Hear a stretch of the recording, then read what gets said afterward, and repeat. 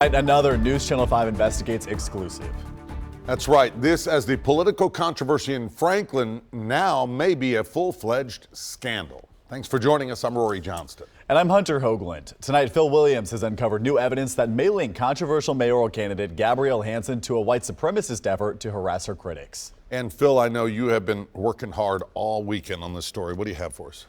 I have. The latest twist began when a woman who was one of Gabrielle Hanson's most persistent critics went to a campaign event Friday night to confront the Franklin alderman. As you're about to see, before the night was up, a white supremacist who was not at the event would be using the encounter to attack the woman. This flyer was put on our door and it says, you know, come and meet Gabrielle Hanson. So we decided that we would go and meet Gabrielle Hanson. Peggy Kingsbury and her husband Paul have been outspoken critics of Gabrielle Hanson, the controversial Franklin alderman now running for mayor. I'm walking towards the meet and greet. Are you? Yes. Yes? What would you like to talk about? Oh, I want to talk with the candidate, not with you. So when they showed up at a meet and greet in their own neighborhood, a Hanson supporter named Valerie tried to run interference. It seemed casual, except for the fact that this woman walked up and immediately wanted to intercept us. Oh, I'm part of the campaign. I would love to speak with you. I'm sure you would, but I want to ask her about some issues. Okay. What issues would you like to talk to her about? I'll speak with her about that. Who's her? Gabrielle Hanson. Yes, Alderman Hanson, who's running for mayor. And the evening would only get more bizarre as Peggy attempted to ask Hanson about the white supremacist who had escorted her and her husband to last week's candidates forum. Those same characters later made derogatory posts on social media about people perceived to be Hanson's critics. They posted a picture of Peggy along with her home address. The post ended, "It's about time that her and her kind were silenced." And they were threatening me. The only connection I would ever have any reason to have with that group of people would be because of her. They shouldn't even know my name. They shouldn't even know I exist. Did you suspect that either she or her campaign was behind those harassing messages?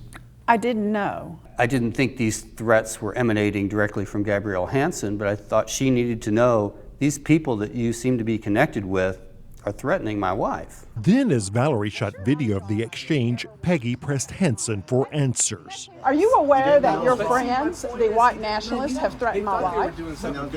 No, I don't know. They are not my friends, for starters, Peggy. Are you aware that your associates, or the people who claim to be your friends? Associates. Hanson denied the white supremacists were there to provide security for her, as they claimed, saying she had her own security. I got all I need. It is true, though, that these guys did threaten. Why would they threaten? Do you have that in writing? You can send Oh, I that to me. absolutely do. When Please we're send done it here to and I'm me. not recording, I'll show it to you. You can send Yes, it to I me will. and when you email me. How would I send it to you? Well, you can show it on here. You can show her. That's when they say Valerie snapped a pic of the white supremacist post that showed Peggy's email off to the side. I was holding it just like this. When I heard Gabrielle say something like, "Can you get a still? Can you get a still shot of that?" A short time later, Peggy's photo appeared in a white supremacist post with the taunt, well, one of our critics must be scared. It ended, "This ain't your revolution no more. We're taking over from here. Hell victory." Exactly what I held up was on Telegram with new threat information. Is there any other way that this group could have grabbed that image? Absolutely not. I've not shown that specific image to anyone but that night to Valerie. So it had to have come from either Ms. Hanson or someone associated with her. Correct. It's an experience that the Kingsburys say has made them more cautious but more determined. What has that done for your comfort level? We're not comfortable with it, but we do feel like every citizen has a role in democracy. There is no reason my name and address should be known to any Nazi in the United States anywhere. And it's known because I got involved in a political process. I got involved in democracy.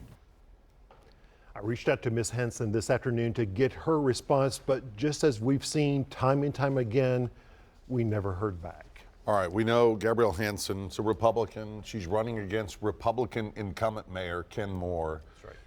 Have you heard, or is there any chance that Republican leaders there are going to come out and say enough's enough? Well, you know, individual Republicans have spoken up, but nothing from party leadership, Right. party hierarchy.